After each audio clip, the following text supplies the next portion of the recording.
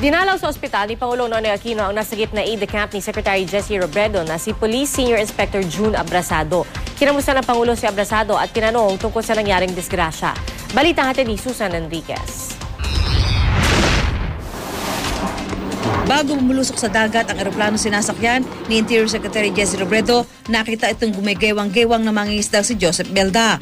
Nakita ko po yung eroplano tumagilid at saka yung kaliwa niyang hindi na gumana. Yung kaliwa niyang ilisi, hindi na gumana talaga. Saka mababa lang siya, hindi masyado mataas. Kumaliwa muna siya, saka kumanan bago siya bumulusok.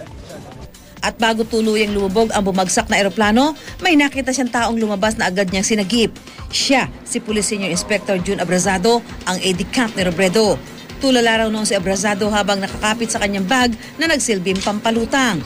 Ano itsura niya nung aide-de-camp nung nakita mo siya? Hindi, may sugat siya dito, at saka putok itong uso, saka dito sa katawan.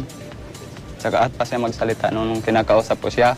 Lubog na, kahit pagkasagip ko sa kanya, yung eroplano, kung dipahin, nasa 5 dipa pa.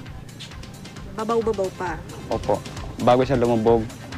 Pero bukod kay Abrasado, wala na raw ibang taong nakita si Belda bago tuluyang lumubog ang eroplano.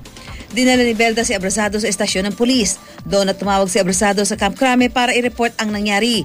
Pasado alas 5 raw ng hapon nang simulang sumisid ang mga bantay dagat sa pinagbagsakan ng eroplano.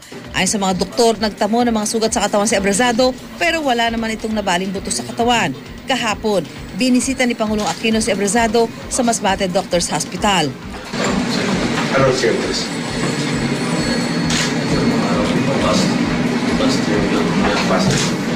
Hanggang sa napapansin namin siya, masyado na matagal yung flight.